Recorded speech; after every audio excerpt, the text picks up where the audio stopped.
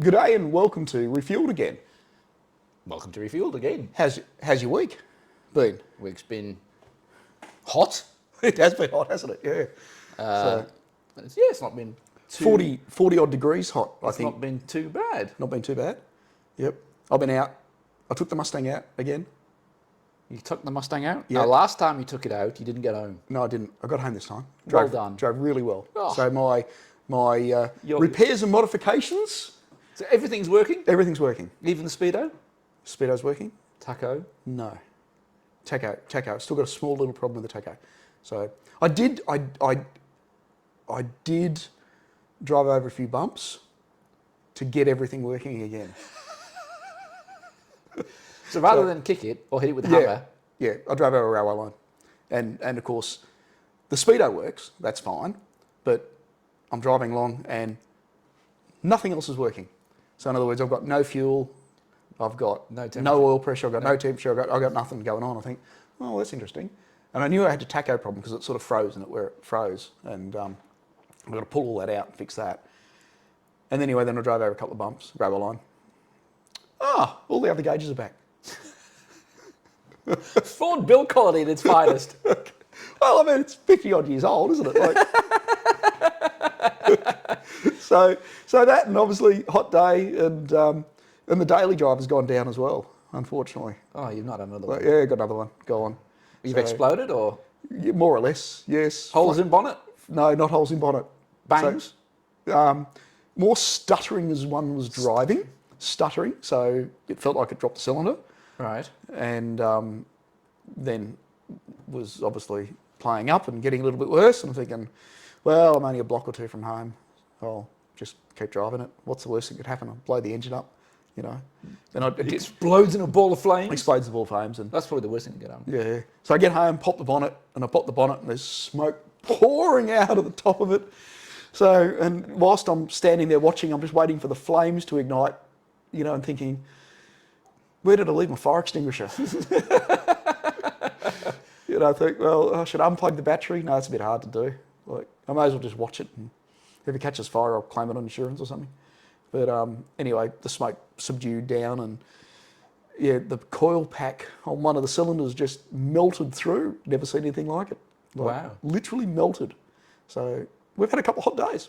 So it's cactus.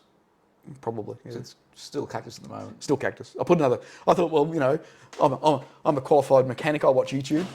So, you know, got the YouTube sticker on, all that sort of stuff. So I thought, well, I'll take the coil pack out. I'll put a new coil pack in. How hard can it be? Plug it back in again. No, nothing. Doesn't go. So I went down to my mechanic in the end. I took him the coil pack and he goes, oh, that's interesting. So that's 2 weeks running, you've blown the car up. 2 weeks running, yeah. I see a common denominator here. Yeah. It's not the car.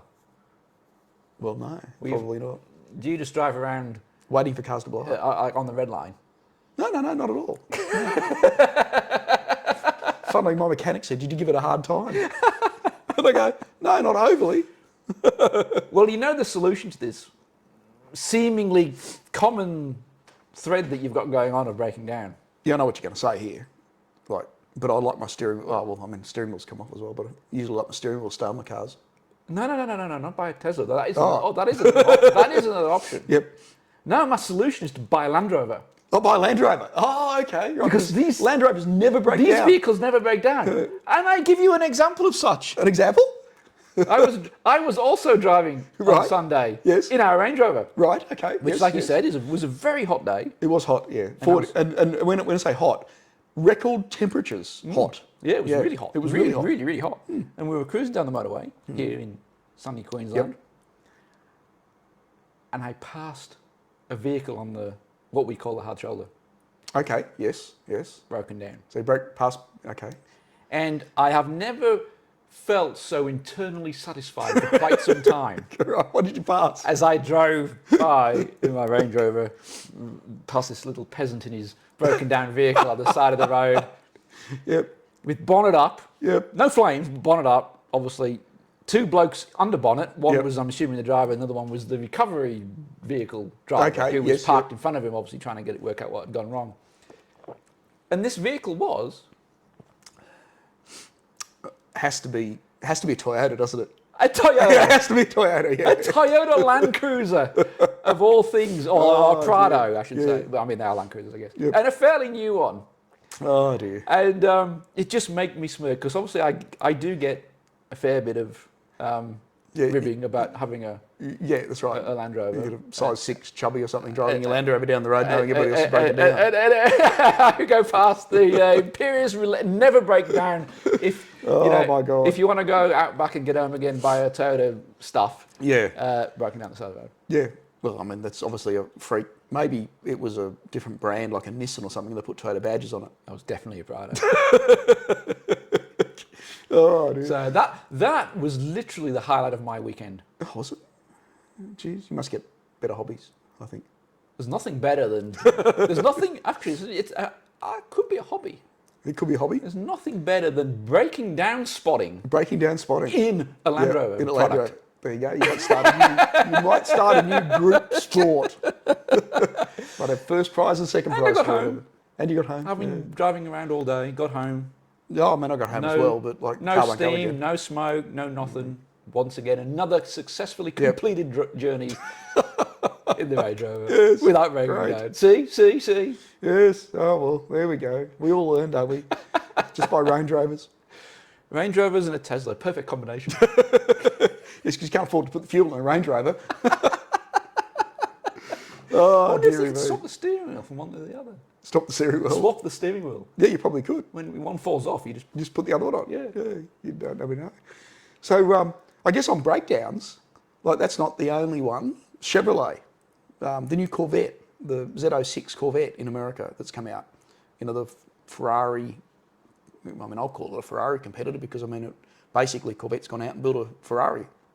You know, rear-engined, flat-plane crank sports car for, you know, third of the price. It's Well, probably you know why that's broken down, don't you? because it's Chevy. Well, sort of. I mean, it's like Ford, but like, you know. Sort of, but they've tried to build an engine. Oh, sorry, they've tried to design a new engine. Well, they have built a new engine. Yes, that's right. I mean, that's where they've gone wrong, because they haven't done it in 100 years. Well, they once upon a time they did build a flat plane crank engine in the past, like back in the 50s, I think they did. But I mean, it's probably got nothing to do with that. Yeah, no, but then they build an engine. And those blokes are so old now they wouldn't. They build an engine and then they just keep it going for 50 trillion years. Yeah, like the LS. That's right. Yeah. Yeah. So that's where they went wrong. They should have just took the same engine. Yeah, but the funniest thing I say, not the funniest thing, I guess, like the bloke who owns it's a YouTuber.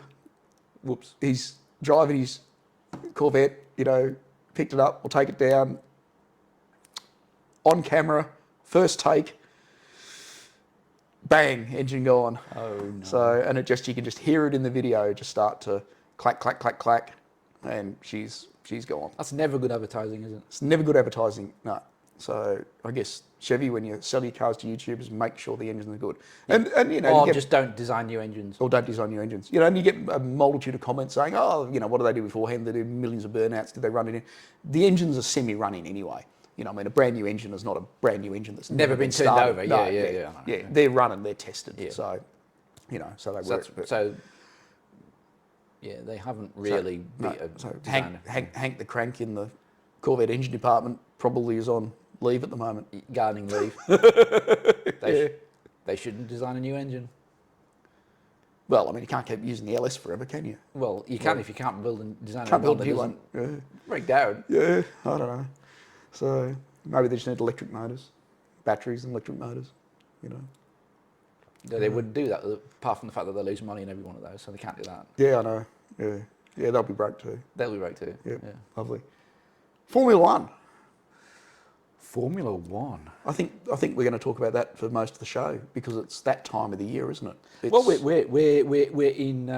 in launch season. We're in launch now. So I've seen probably about half a dozen launches. Mm-hmm. Off the top of my head, Williams, Alfa Romeo, Alfa Tari, Yep.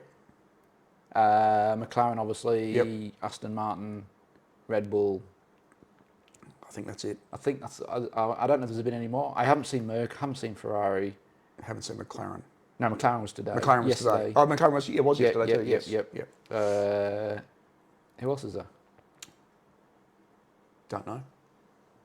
Some of the underlings. Haas, they've got, Haas. they've released. Yep. Haas have released.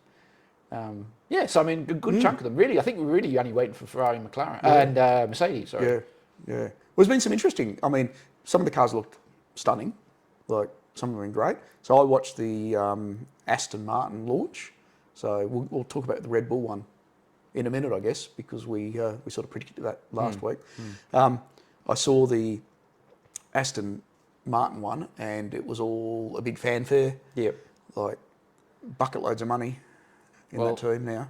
Well, Lawrence has got $1 or a quid or two. Yeah, deep pockets. Yeah. Lawrence is not sort of. Yeah, I mean, I'd love to see Aston Martin do well. It's a shame that I'm still gutted that Vettel's not there anymore. Yep. But obviously he's decided But I mean, they've obviously got Alonso, who he could be a bit of a sneaky dark horse. He could be, actually. I said last week that he's a bit of a dark horse for me. If the cars. Yep. He was actually looking pretty good at the launch. Like, I mean, you think, well, how old's the bloke? He's been around for, like 100 years, but he don't look that old. He's probably still the best racer on the grid, or one of the best racers on the grid when it comes to race time. When it comes actually to racing, So it would be nice to actually see him do really, really well. It really would, yeah. So, like, obviously, they're talking, interviewed Lance, and they're talking about the team. We're here to win. Like, so we're here to build cars to win. That's what I want to do.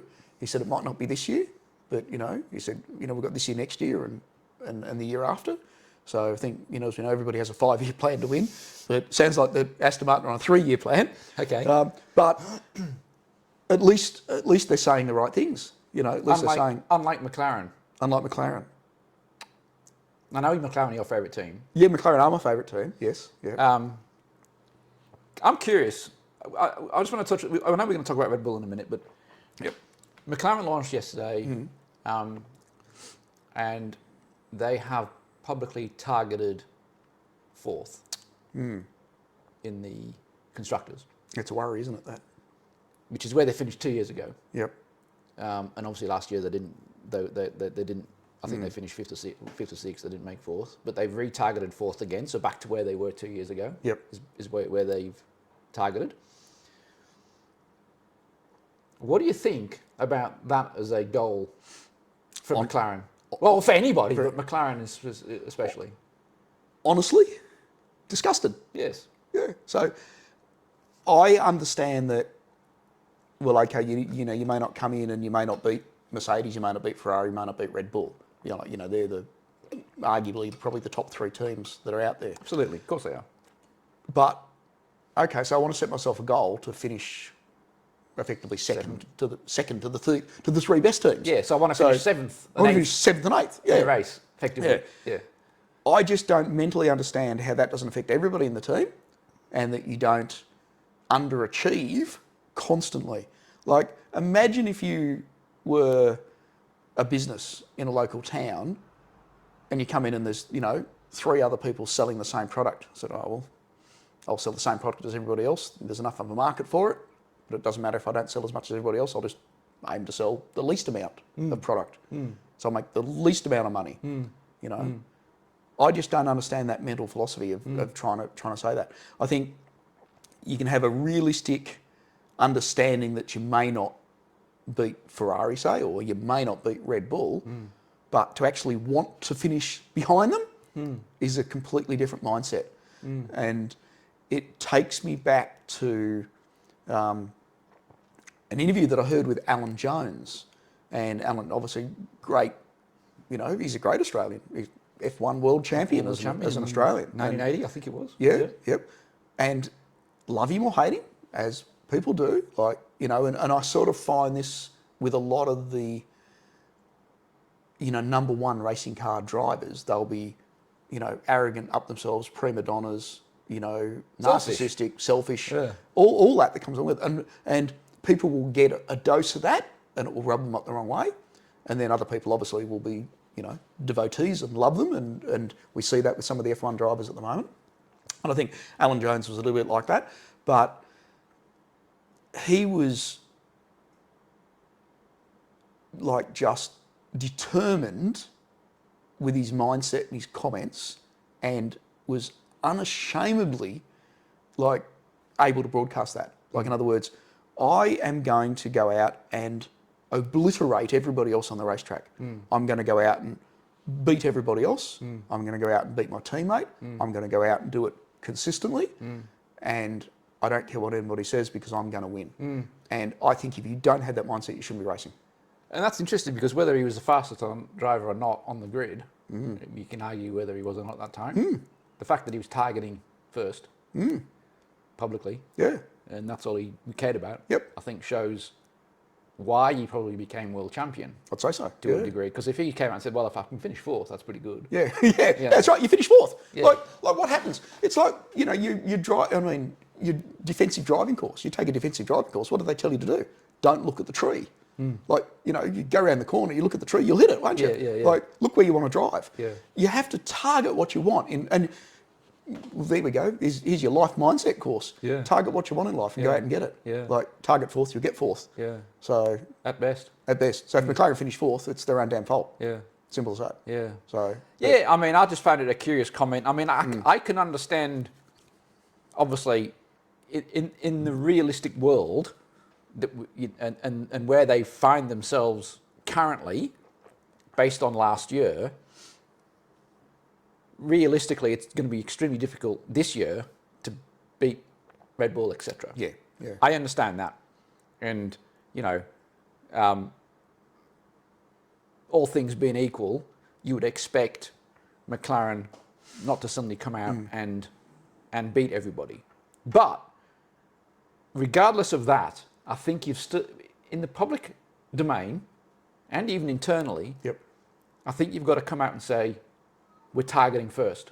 We're going to do everything we can to finish first. Correct. In every race. In every race. We're going to do everything we can, and that's what we're targeting. Now, whether we, and that'll make everybody stretch that a little bit further, in my view. Absolutely. If you're saying we're targeting fourth, everyone's going to just not stretch that extra bit needed. You just do enough to get fourth. It was weird. I don't remember ever hearing Toto Wolff or Christian Horner, even back when they first bought into the teams or started the teams, Merck and Red Bull, come out and say, well, if we can finish fourth. I've never heard Toto Wolff say, I want to finish fourth, third or second. I've heard him say I want to win plenty of times, and ditto for Christian Horner.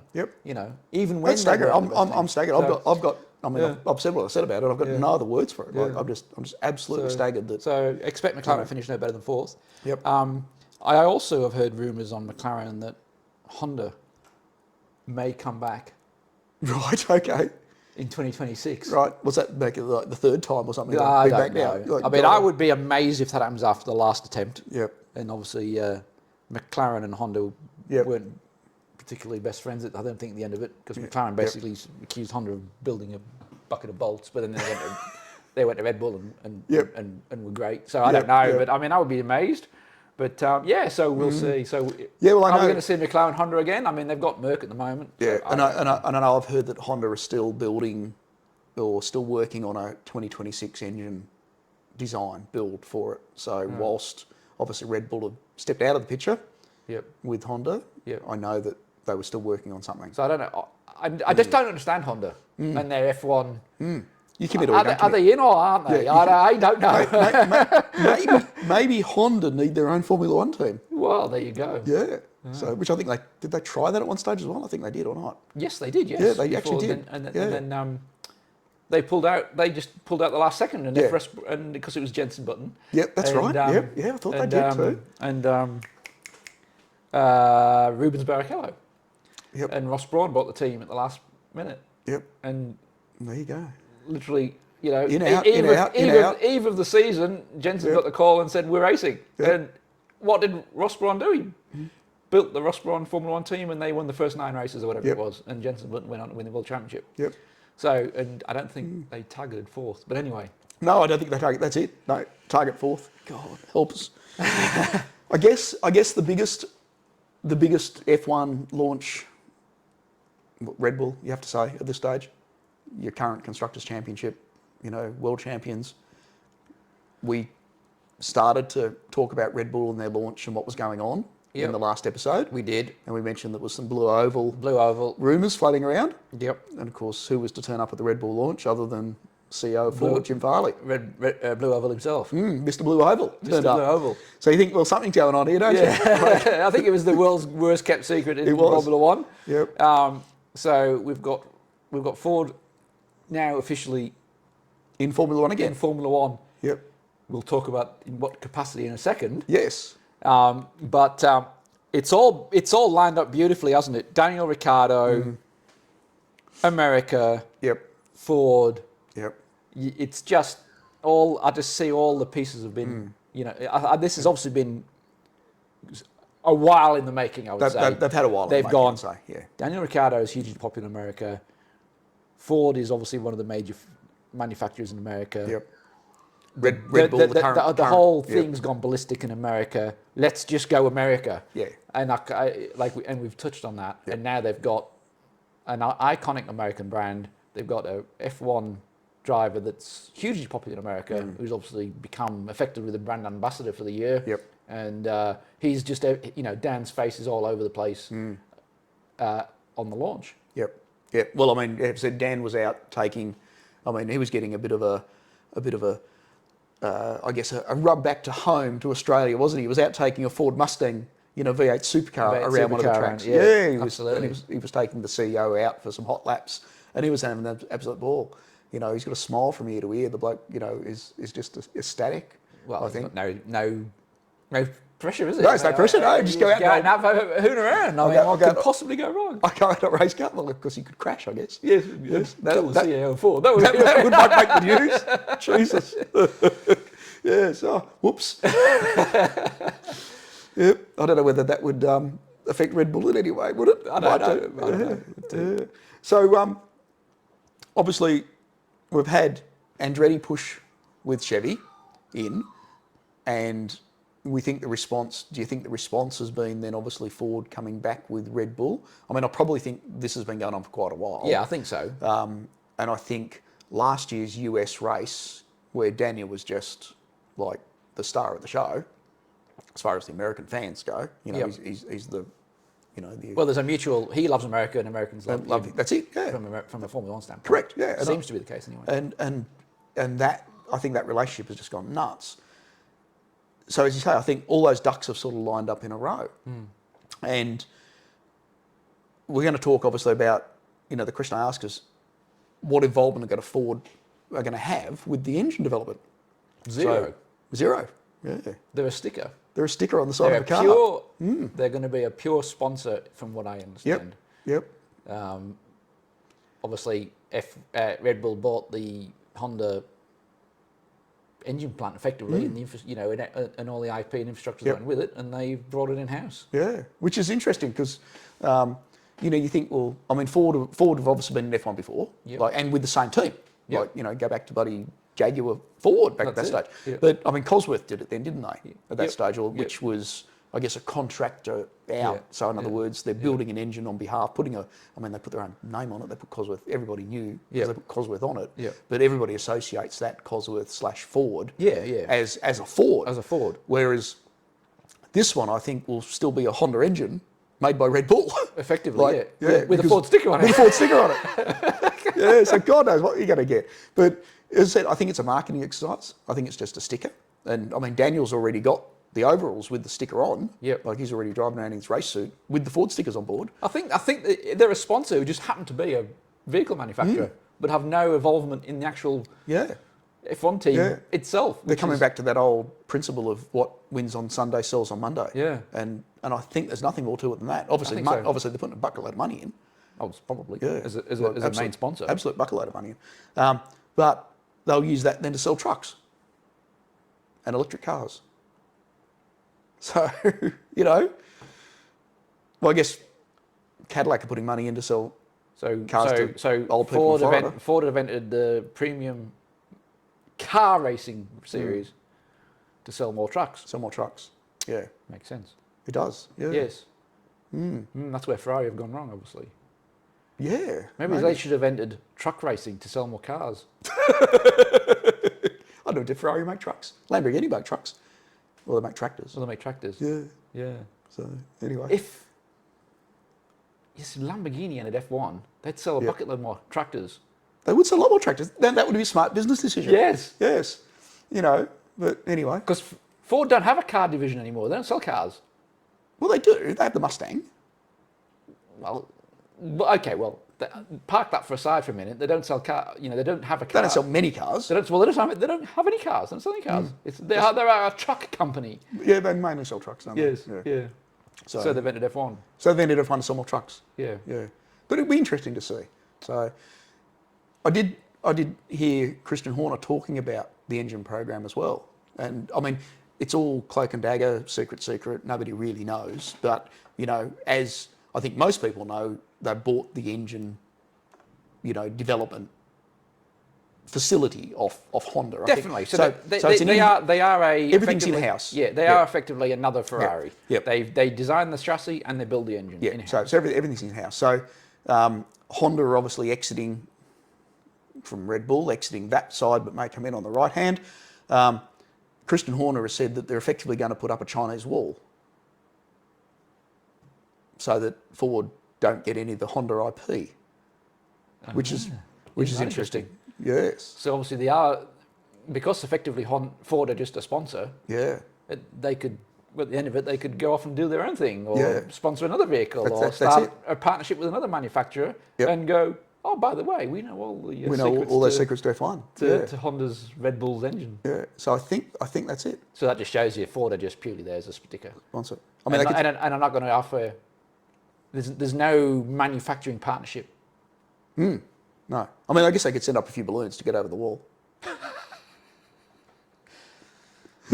They could. Yes. They might run into the odd F-22. Yeah, that's it. Yeah. Well, they are Raptors, though. They are Raptors. So there's the connection, you see. There's the connection. Yes, there's the connection. So Chinese wall goes up at Red Bull. Ford send the balloons across. And the USAF send up Raptors. To shoot them down. With Ford stickers on? With Ford stickers on. Because obviously they both got Raptors. Yeah. So maybe that might be interesting. We love the world we live in, don't we? Oh, dearie. What I find interesting, just on that Ford Red Bull partnership, and maybe you could comment on this. Obviously, here in Australia, we have another famous Red Bull racing team. We do. The V8 Supercar racing team, who are the other number one. Well, they're the number V8 one Supercar team. Have been for basically since they started. Well, under Roland Dane. It's interesting, isn't it? Because you've got Red Bull. And who are they? Who are the factory driver? Who are the factory team for? Well, it's Chevy, isn't it? General Motors. Yeah. It was obviously Holden here in Australia. And then obviously they've gone and now it's General Motors. So Holden are the factory racing team and have been for years. For the General Motors team, not Ford. Yet in F1, they've done a deal with F1 with Ford. With Ford, Not Chevy, who are coming in with Andretti, who just so happen to be in Ford in V8 Supercars. That's it. In the Andretti racing team. So you think, do they have different blokes who work everywhere? And you think, do you follow any of that? No. I just think, like, do you ring up your marketing bloke? Because I mean, it's all done probably through, marketing management, and obviously, the head honchos and the board at Red Bull. Like, so you ring up the bloke who sits on the left-hand side of the board on Red Bull and says, hey, I drive a Chevy, do you want to sponsor me? And you'd ring up the bloke who sits on the right-hand side of the board and say, hey, I drive a Ford, do you want to come and sponsor me? You go, oh yeah, we'll just do both. And because I mean, they sponsor other brands in other motorsport. Well, yeah, because obviously they're rallying and all that, and their Dakars and stuff. But I just found it interesting that obviously here in Australia you've got Red Bull Racing, who are I mean, they're the best supercar team. Well, they're the Red Bull Racing of Australian motorsport, and obviously they are the factory representative for General Motors. So General Motors contribute money to them, their factory team. You would think, if you were GM, you'd go, I want to enter Formula One. Well, hang on, we effectively dominate. We already have a relationship. We've got a relationship with Red Bull Racing. Correct. The preeminent team in V8 Supercars. They are also in Formula One as the preeminent team in Formula One. Why don't we just go, hey mate, we basically walk over V8 Supercars. How about we do the same in F1? Okay, but so I don't know. No, we'll try and do it afresh with Andretti Racing, who aren't even in there yet. Rightio. Yeah. So here's something for you, which I would love to see you answer for me. Daniel Riccardo, great Australian race driver. We love him. He comes back to Australia for a drive. In Red Bull, Bathurst. Say for example, Co-driver. Say for example, he wants to drive at Bathurst. Okay, Bathurst. Take Bathurst as the great Australian race. Yep. And Daniel wants to drive at Bathurst. Yep. Like I'm sure he could set it up if he wanted to. Sure, he could if he wanted. Like he'd make a few phone calls and he'd say, "I want to drive at Bathurst as a co-driver." I'm sure there'd be a bucket load of teams that would actually say yes. You know? Who does he drive for? Well, obviously Red Bull. But can he? Because the Red Bull is sponsored by Ford. And Red Bull here is sponsored by GM. Sponsored. They are the factory team. Factory I mean, it's more than sponsor. So how could he possibly do that? Does he have to drive for Dick Johnson Racing as a Ford? Or Andretti. Or Andretti. Yeah. Even more. Well, that's it. Yeah. Who does he drive for? Like, so in other words, does that international, like, ad hoc partnerships of sponsoring, sponsoring different makes and different manufacturers, it probably means that Red Bull have got the greatest chance for success because they're putting, obviously, their money in the place of the number one team.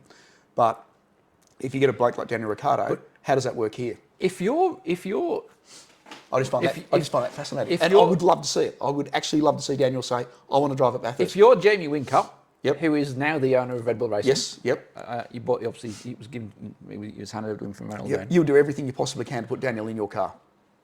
Could you imagine a Bathurst entry of Daniel Riccardo and Craig Lowndes as your two drivers? Okay, if that did not make your team $100 million in merchandising sales, you've got the two. You've got the most popular supercar driver probably ever in Craig Lowndes. Yep. Icon of Australian racing. Imagine the sponsorship that they would like. I mean, that is game over. Yep. And I think if everybody would be sporting that car. Correct. Yeah. If that happened, it's literally game over for V8 supercars. Yeah. From a marketing, from a sponsorship point of view, you would sell every T-shirt, every hat, every pair of jocks, every pair of socks made with those two blokes' names on it and those numbers with the picture of that car on it, and it would be bought by like Ford and Chevy people alike. Because obviously, I mean, Red Bull every year they enter a third car for Bathurst. Which Craig Lowndes comes along and drives, and he drives with another driver. They did last year. It's already been confirmed this year that Red Bull are going to enter a third car for Bathurst. Craig Lowndes is going to be driving it. So there we go. Craig Lowndes' co-partner, Daniel Riccardo. we said it here first, and we said that they're going to make $100 million. I would be doing everything I could. Wouldn't it be? I mean, how great would that combination be? Yeah. But like you say, it's probably not happening. But no, well, you said, how do you actually make it happen? With a Ford badge on the side. I mean, Ford would have to actually allow that to happen. Well, would they? Because I mean, they're only a sponsor. They're only a sponsor, so Well, they have no say. He's owned, but I mean, you don't know what's in those contracts. I mean, but who's got the most power? Unless it's going to be Red Bull Ford Racing. But at the moment it's just Red Bull Racing. It's Red Bull Racing. Yeah, and they'll put a Ford sticker on it. And that's about all that will happen, I think. If there was an actual technical, if Ford had come in as the manufacturer, and it was Ford Red Bull Racing, then I understand. But if it's just Red Bull Racing and Ford just happened to be you don't say Red Bull and then every sponsor they have racing. Yeah, that's right. Because you'd be here all day. You'd be here all day. Yeah. You just say Red Bull Racing. Yeah. But because at the end of the day, they're just sponsors. They pay money to have their logo on the car, which is effectively what Ford are doing. Yeah. So it'd be what a great thought though. what absolutely fantastic thought to have that. Other news. What have you got for us? Well, I've got a quick quiz again. Oh, you haven't? I have. Do we want to do I like this. You want to do a quiz right in the middle of stuff and finish off with a little bit of chat, or do you want to? Okay. Or do you want to? Because it won't take long. It won't take long. No. Okay. It won't take long. That way, people they might sort of just choose not to listen to the end bit. Then it's interesting. It's an interesting quiz. It's an interesting quiz. As they always are. Right. We've done a quiz each. Great. I'm not going to score you. No, okay, no scores. Okay, that's great. It's interesting. Yep. And it'd be interesting to see whether the viewers would guess these as well. Mm-hmm. So what I've got is the best-selling car from every major car manufacturer. Yep. Okay. From for a year or for last year? So the best-selling car yep. that each manufacturer's made since its inception. Oh, okay, righto. Right. So if I say what's the best-selling Ford? Yep. Obviously you say Mustang. Or say F-150. F-150. Yeah. Okay. So the best-selling car. Right. Okay, like that. Right. So I'm going to go through. Okay. And you've got to say, if I'll say the manufacturer, you say what you think the best-selling model of that manufacturer has ever been. Right. And I start off with a really obvious one. Right. Bugatti. And by the way, the obvious one. This information has been supplied by Autocar. Autocar. So credit to Autocar. So you want a model like your Veyron? Correct. Yeah. But it's not the Veyron. It's not the Veyron, no. No. I've got no idea what the best Bugatti model is that's ever been sold. Type 57. A Type 57? Yes. God, never heard of it. They sold... How many did they sell? They sold 685. And it's the best-selling Bugatti. I would have thought they'd sold more than 680 Veyrons, you know? So, no, they only sold 450. Mm. And this is ever. Ever, yeah. Not in 1 year or anything like that. It's ever. Okay, ever. Righto, yep. Mm-hmm. TVR. Triumph. Chimera. TR7 or something? That was not. Okay. TVR Chimera. No. Yeah, you probably wouldn't know that. Aston Martin. Best-selling Aston Martin ever. Would it be, and you want like a DB number? Yes. Yes. So it would have to be the DB7? Correct. Yep. 6,640. Okay, not bad. This one's a bit weird because I only know one car, Di Tommaso.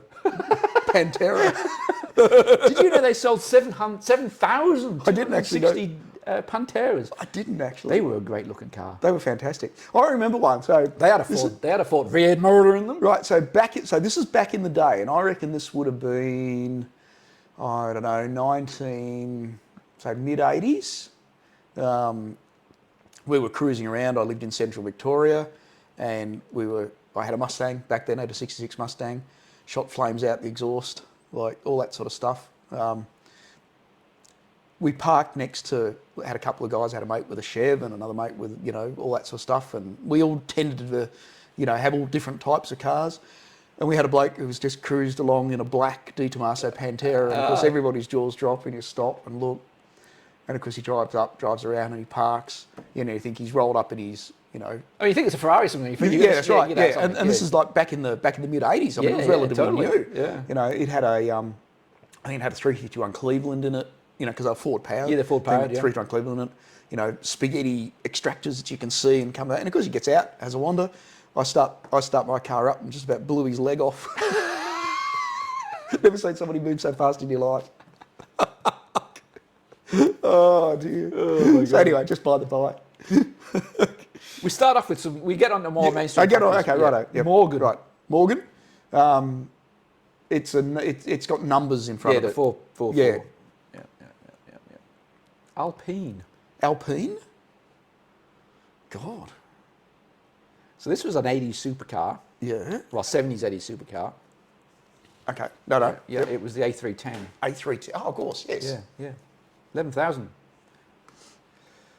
Lamborghini. What's the best-selling Lamborghini ever? Oh, have to be the Huracan.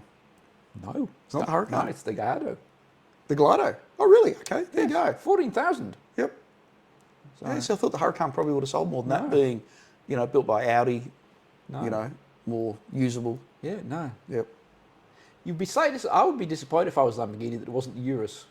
I mean, they sell a bucketload of Uruses. I mean, they sell, they are selling a shitload of those at the moment. Yeah, not as many as the Gallardos. Not as many, no. Well, not yet. Ferrari. The highest selling Ferrari ever. That's probably a tough one. It is a tough one. Would it be the 308? No, it was the 430. The 430, okay, yeah. With all the variants. 17,000. Okay. That's a lot of Ferraris. Lotus. Lotus Esprit. Oh yeah, no. Yeah, we are. I would say Esprit for better. I would want the Esprit to be the best-selling car. okay. I would want the Esprit to be the best-selling car. It's that bloody Elantra thing, isn't it? It's that Elise. The Elise, yeah, the short wheelbase thing with Rolls. I'd love to say Cullinan, but it's not the No, Cullinan. it's not Cullinan. No. Yes. It only went for 25 years. So I mean, well, isn't it just the rolls? It's Silver Shadow. Yeah, the roller. Like you just take the roller. The Silver Shadow. The Silver Shadow. Yeah. Maserati. This would be an interesting one. Now, I'll tell you, they sold 36,000 of them. Yeah. Okay. Is it the 4-door version? Which would not surprise me. Yes. And I can't think of the name of it off the top of my head, but it's that 4-door Grand Touring thing, isn't it? No, it's not. No, it's not the Quattroporte. Not the Quattroporte? No, you got to go further back. Further back, okay. When they were making absolute crap. Oh, God, okay. In the 80s. In the 80s? Oh, no, I remember that, yes. I've actually seen one. The Bi-Turbo. The Bi-Turbo. I've actually seen one. Saloon car. And I thought, geez, they look ugly. So there you go, the Bi-Turbo from 1981 and 1984. Bentley, obvious. Bentley. Continental GT. Continental, yep. 66,000. They're actually a good car. I like those. You won't know the answer to this, but our British viewers may be interested to know. Yep. Rover. I could not believe the answer to this question. Now, you will have no idea. Right, okay. I think it's got numbers in front of it, like the 2500 or something, hasn't it?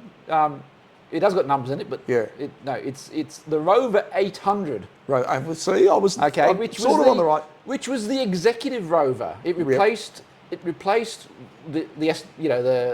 famous Rover SD1 or whatever they were called. Okay. So it was the big Rover. Yep. But I mean, Rover had like the Ford Escort competitors, all that sort of stuff. How many did they sell? 317,000. 317,000? Oh my God. I couldn't believe it. I was staggered that the Rover 800 was the best-selling Rover. True. More so than like the that's probably 45 and the Rover Metro, and I'm like, what? Yeah. So that staggered me as an Englishman. Triumph? TR7 then? No, it was the Herald. Herald, okay. MG. So this is obviously the... I better qualify this as the MG of yesteryear, not the Chinese version. Not the Chinese one, yeah. The actual British what do they call them? Like a 2+2 or something? Or that's the MGB. MGB, that's it, yeah. You see, you just ramp them all together, don't you? Yeah. Tesla. Oh, it's got to be the bloody new one, doesn't it? The model, Well, yes, it's a model. The duck face thing that they've got. Well, no, that doesn't help because that's all of them. Oh dear. It doesn't matter. Like, it's just a Tesla. I don't even want to know. It's the Model 3. Although I think the Model Y will outsell it. Yeah, I saw one driving around the other day. They look ugly. The best car in the world. The best car in the world? Range Rover? No, it's the best vehicle in the world. Oh, right. Jaguar. XJ6. XJ. Yep. 1 million XJs. Yep. The best... I just want to pause here, because I like to talk about Jaguar, and I get so frustrated about the current state of Jaguar. Yes. Probably the best British brand there ever been. And that's just been... lacked marketing it's just and leadership direction. Gone to absolute crap. The best-selling car of Jaguar, they no longer make. The XJ. The XJ. How many did they sell? 1 million. So, what's that? 3 times as many as Rover. They don't make Rovers anymore, either. Well, Rover went to... No. But, they had if you were to go into Jaguar and say, what's our best-selling car? It's the XJ. What do we sell at the moment? Well, not the XJ. Yeah, it's bizarre. But you look at that and you think, well, okay, what have, say, a brand like Ford have done with the Mustang? Yeah. You've kept the Mustang name going. Okay, you've sort of, you've still got an internal combustion engine Mustang, but you've got an electric Mustang. They're selling off the name and the 100%. brand. Yeah. 100% agree with you there. Yeah. They've kept that thing going, and Jaguar, you know, they had.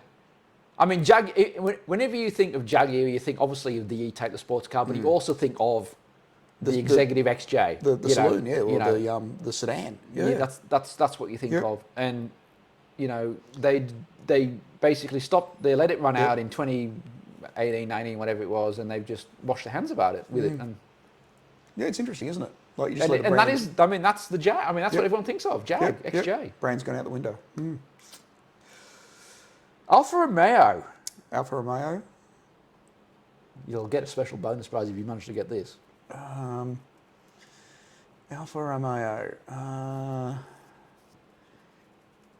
It's none of the modern ones. That would be correct. Yep. So it's going to be an old one. That would be correct. It's going to be that one that broke down all the time. Well, that could be any of them. That narrows it down to all of them. Oh God! And it's been such a while since I've actually seen one. I had a mate who owned an Alfa, and it was constantly in the garage. In fact, I never actually saw it drive on the road. Like 2 years, never saw the thing on the road, and it was always had something else wrong with it. I don't know, tell us. Like, Alfa Sud. Sud, okay. Wasn't the Sud that I was thinking of though. Porsche 911, obviously. Saab 900. Correct. With fighter jets flying. With fighter jets. They had the best TV commercials out of any car manufacturer ever. Yeah, they did, didn't they? I actually remember some of those. Yeah, because you had a bloke getting in, it was fighter jet. Yep. You know. Okay, now, so you want to go and buy an older classic car? I mean, it's an interesting purchase when you think about it. Because they were comfortable. They were the Sub 900 Turbo. Well, I mean, they were the real decent amount of power. They were really the only manufacturer back in the 80s that they were all turbo. They were just they were military jet manufacturer. That's right. That just happened to make cars. They made cars. You know, when they really sold off the jets to promote their cars. You know, brilliant cars. Here's an interesting one, and I've got no idea what it is. You got no idea what it is? A Lancia. A Lancia, okay. Now I know what a Lancia is because everyone here, Lancia, again, famous car from the.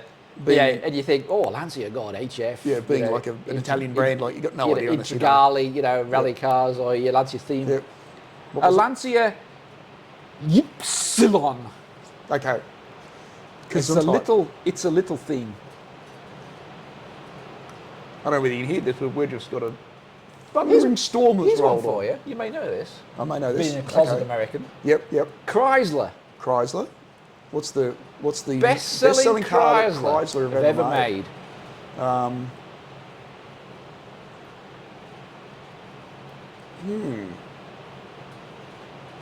It's not the 300, is it? No.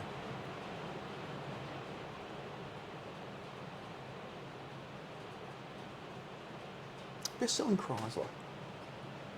And it is a Chrysler? Chrysler? Yeah, okay. Don't know. The Chrysler Newport. Never heard of it. There you go. It's a big... Think of an American Chrysler from the 60s where you'd stop and it would continue to... Hang on, you can get out in a minute. One of those. Oh dear. Where you go in a car and it's like, whoa! It's one of those. It's what I think of when I think of American cars. Yep. You kind of turn the corner, you keep going straight. Yep. An old one. Yeah. It probably has like a 22-litre engine and develops like 15 horsepower. Yeah, that's right. Yeah. It like walks with a flag in front of you. Smart. No, who cares? Yep. 4.2. Land Rover. Range Rover, is it? No, Defender. No. Oh, Defender, right. Obviously. Could be Discovery. Saturn. Nobody cares. Lincoln. Continental. Town car. Obviously, of course, yes. Holden, yeah. Commodore. Obviously. Okay, closet American. Dodge. Charger. No. Not Charger. No. It's a truck. No. Oh. No, I'm lost. The Coronet. Oh, the Coronet. Yeah, it's interesting because that's a brand that's been around for many, many years. Like, I mean, the Coronet is a muscle car, but how many did they sell, I guess? You know? Millions. Millions, yeah. It was around for a long time. Yeah. Volvo. Volvo. Yeah, they're one of your favourite manufacturers. God, what's the highest Volvo that's ever sold? I have no idea. Would it be the 240? 200. The 200, okay. 240 was a bit rounder.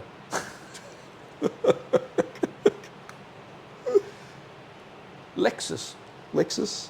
I mean, who really cares, but like, no idea. RX. RX, yep. Mercury. As in Mercury? Yes. As in like Mercury Cougar? As in the taxis. Didn't they do? It's the Grand Marquis. The Grand Marquis. Looks like a taxi. Okay, yeah. This is a hard one. Jeep. Jeep. Wrangler. Plymouth. Plymouth. Fury. Well done. Yep. That thing is literally a boat. How does that go around corners? Well, they don't have to go. You're in America. You don't need to go around corners. If that thing came to a corner, you would crash. I don't care how slow you're going. Haven't you ever heard of drag racing? Go straight. But eventually you've got to turn around and come back again. You don't need to. Or do you have to go all the way around the world to get to start? Yeah, just They use balloons. I'm going to the drags for a 3-pass run, and it's going to take me 3 years to do it because I've got to go around the world to get back to the start each time. Oh dear. Citroen. Citroen. Citroen C. Yeah, 2CV. C2CV. Yep. Cadillac. Cadillac. Is it the L? That's the DeVille. The DeVille. It's the Coupe DeVille. DeVille. Okay. The Hindustan. The what? The Hindustan. Yeah. Okay. Gesundheit. The Ambassador. Right. Brilliant car. I'll buy 2. Pontiac. Pontiac. The Grand. That's exactly. Yeah, exactly right. Yes. The Grand Am. The Grand Grand Am. There you go. I wonder. That's obviously what they were thought of when they were naming it. Yeah, Grand. What should we call it? What should we call it? What should we call it? Grand. Yeah. But I need something else. Pontiac Grand. Yeah. That'll do.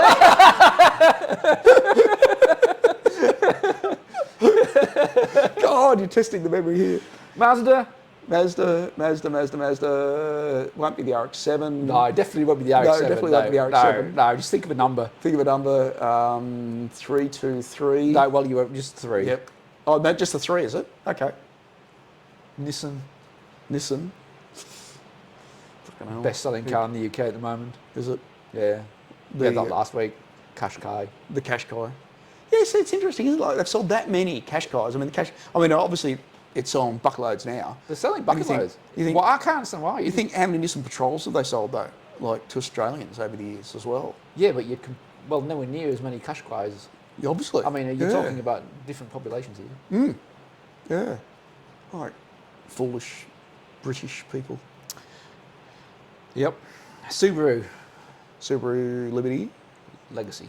Right. We'll pass on that. Suzuki. Kia. Kias. Sorrento. Sportage. Okay. They've sold a lot. You see a lot of those around here. They've sold a lot. Yeah. Buick.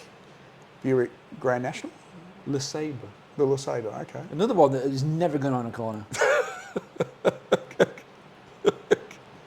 Seat. You may not know. Seat. Care Factor. Ibiza, however you want to say it, pronounce it. Fiat 500. Uno. Skoda. Kia. Octavia. This is a hard one. Right. Mini. Minor.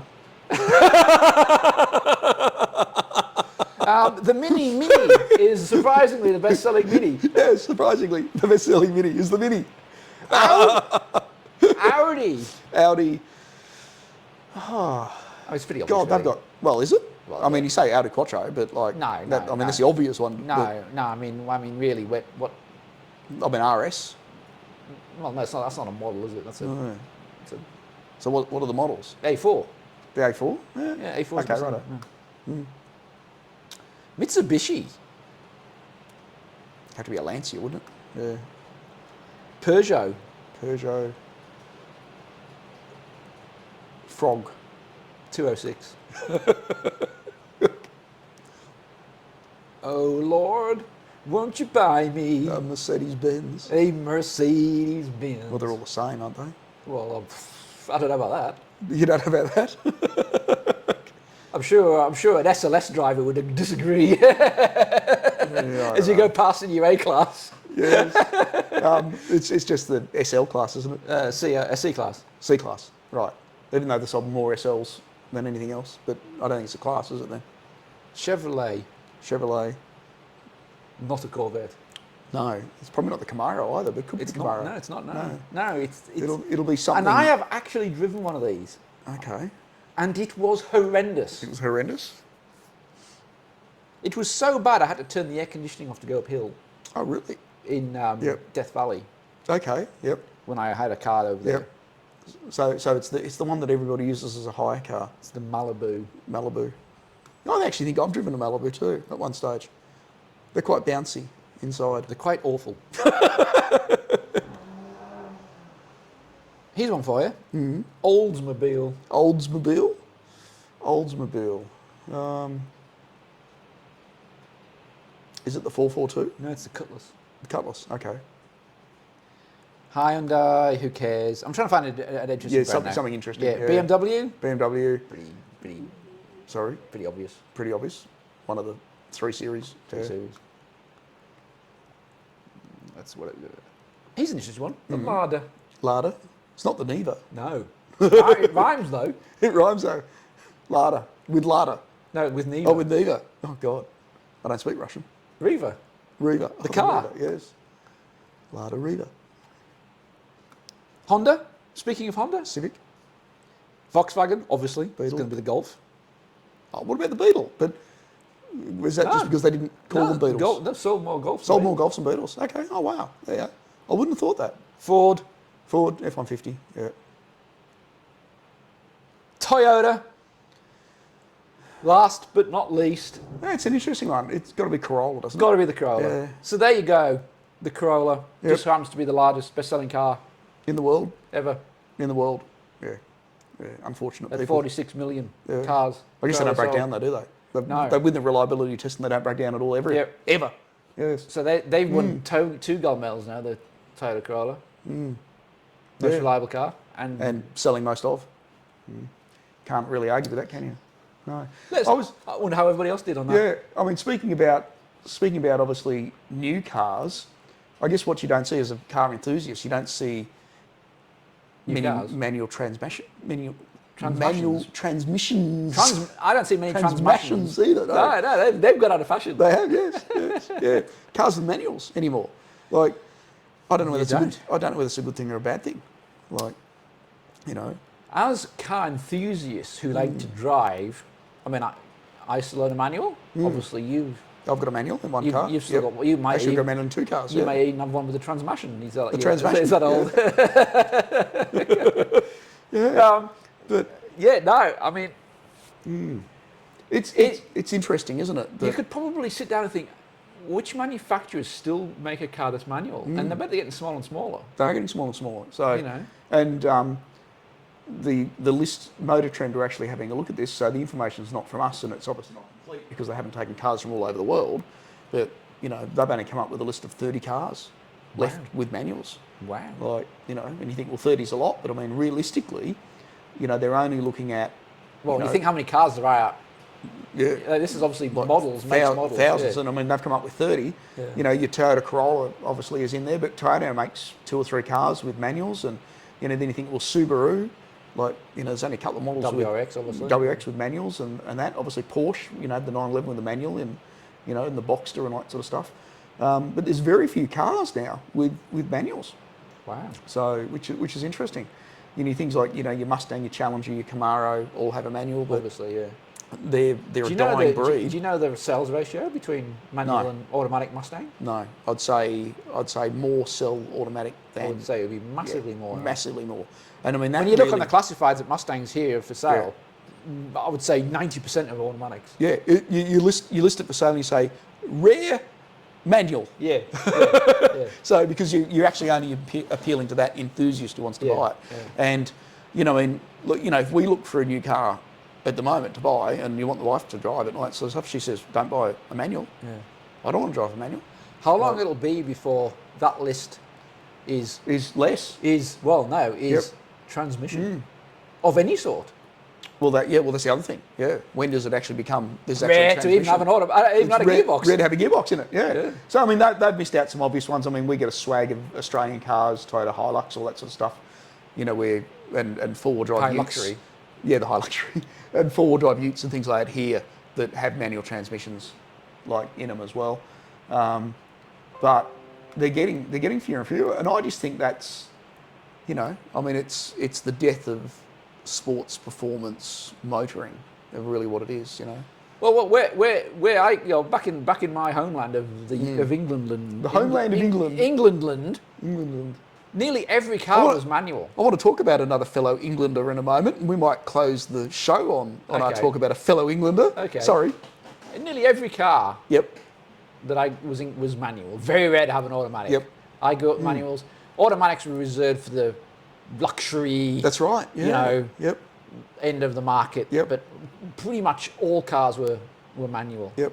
When I was growing up. I don't know what it's like now, actually. It'd be interesting to know. Well, I mean that shifted, I guess, as automatic transmissions have become cheaper to build, almost like a non-serviceable item. Manufacturers just put them into every single vehicle. They have slightly improved. They have improved a lot. I mean, we can get manual-only licenses here. So you can get a license and you're not allowed to drive or an automatic-only license.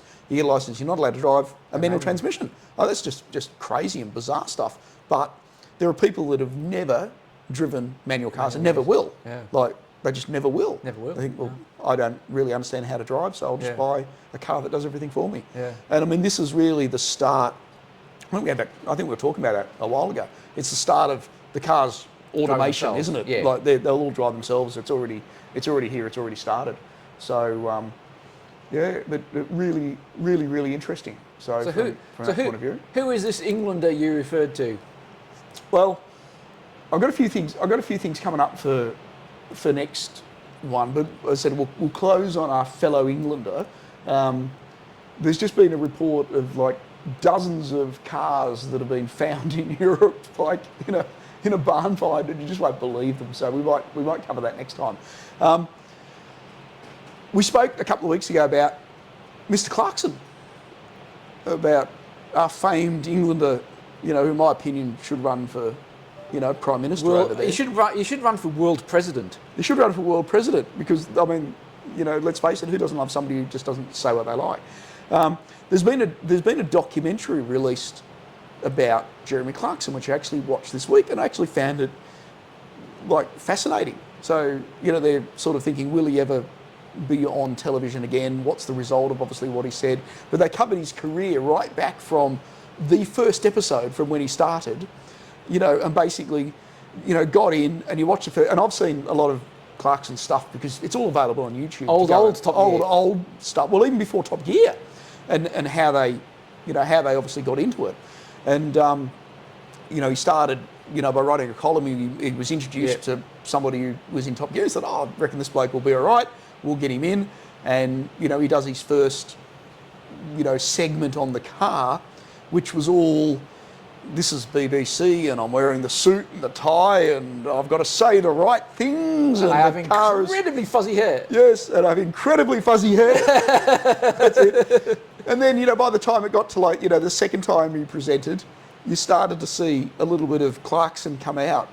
And then you started to see a little bit more Clarkson come out. And it just sort of progressively got more and more Clarkson. It deteriorated from there.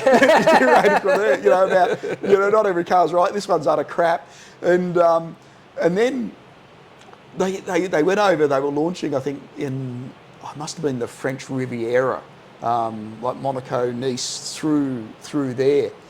And he was driving driving along, and this car, and I don't know where it's driving. It might have been an Aston Martin or something, or Ferrari. He was driving along, and this is the car that is going to get everybody's knickers in a twist. And anyway, all hell broke loose at the BBC, and he's getting cancelled, and he's appearing on other talk shows, and he goes, "Well, in my defence, I didn't say they were female knickers, did I?" So I mean, this is going right back to the early days. Yeah. And I mean, like Top Gear started and then stopped. Like BBC actually cancelled it after a while. Well, there was original Top Gear. Starring William Woodard. William Woodard, okay, he was the main presenter at that stage, yeah. And then, of course, when Clarkson came in, he met Andy Wilmington in there, who he'd known obviously for a while. Yeah. So there's obviously a big connection there. And they got Hamster in, after that. And I think May joined Season 2 a year later, wasn't season it? 2 of the new one. of the new Top Gear. Yeah. And that gave them the chance, though. So they went back. This is where you think, well, in Clarkson's ultimate wisdom, he's gone back with Andy and said, we want to relaunch Top Gear. We'll take the show, we'll elevate it, we'll blow it out of all proportions, and we'll take it to the next level, which of course they did. Yeah. And I think by letting Clarkson loose, BBC lost control from day one, because, it was, well, it's your show, you're making it, you do what you like, and they really lost control from day one. And just over the next, 20 years or 15 years, whatever it was, it just blew into where it was. Well, it became the most popular show on the BBC by a mile. I think it was the most popular show in the world. Yeah, I mean, it's just incredible. Yeah, it was absolutely staggering, and to do what they did. And of course, all ended with, well, I punched the producer, and we can't renew your contract after that now, can we, sort of thing. So, and then you go to Amazon. Yeah. So, and you go back and you watch that I still think that first Amazon Grand Tour episode was just staggering. Well, it was a great intro. It was a great intro. With the Mustangs driving down the desert. That intro was absolutely unbelievable, wasn't it? For all that to happen, no accident, it was just staggering. The concept of it all. Yeah. Which, I think it was an official confirmation that they've got 4 more specials, whatever, to get released on Amazon. Yep. And then he's off. And then Clarkson's got his farm, obviously, as well, which I think they've shot.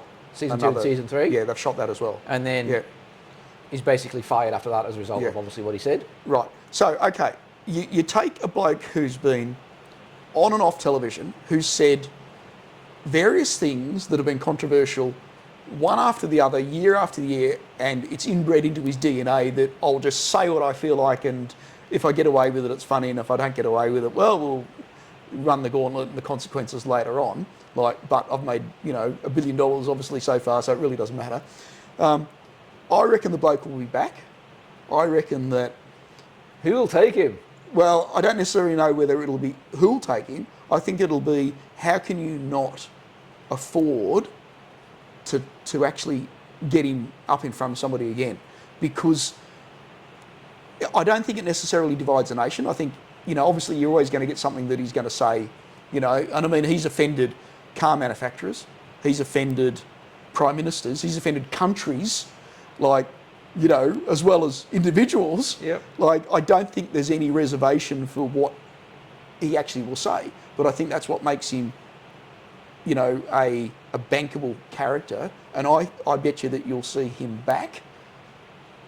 I don't know. I would love to. I would love to hope. I mean, I would love nothing more, and I hope you're right. But I just don't know on what platform is going to. Yeah. Because I think that change.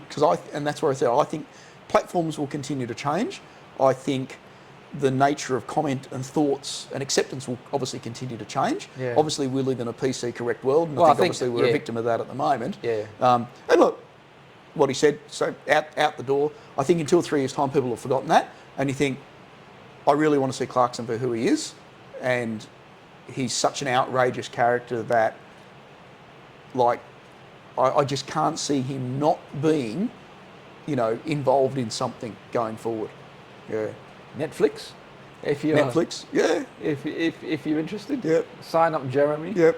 And I mean, at the moment, they might be thinking, oh God, what do we do? What do we say? We can't touch anybody like that with a 10-foot pole. Yeah. But it's not.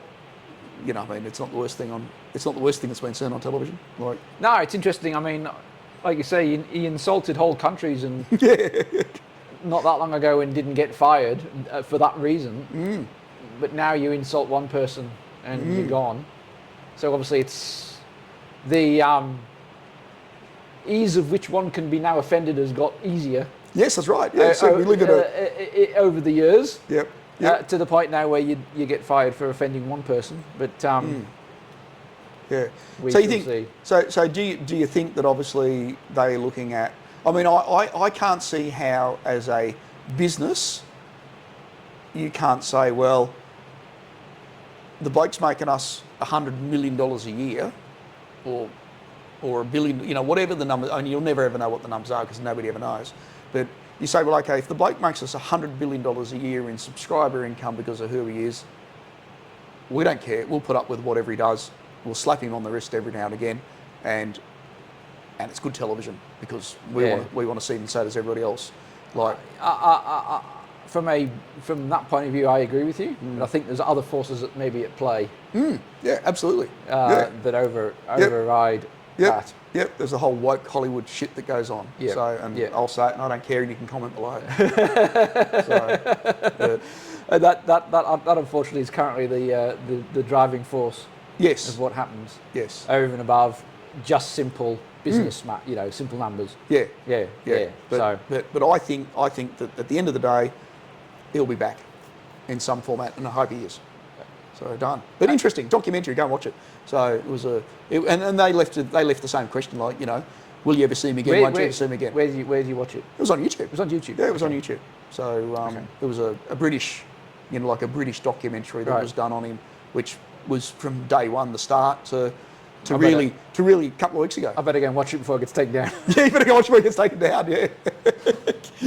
Yeah. Well, I guess on that note, thanks for joining us again. Thanks for joining. Hopefully you can hear that above the rain that is just pouring down. Yeah. So we've gone from 40 degrees yesterday to probably 15 degrees and rain. Lushing rain. Yeah. So have fun and see you next week. We'll see you next week. Ciao. Cheers, guys.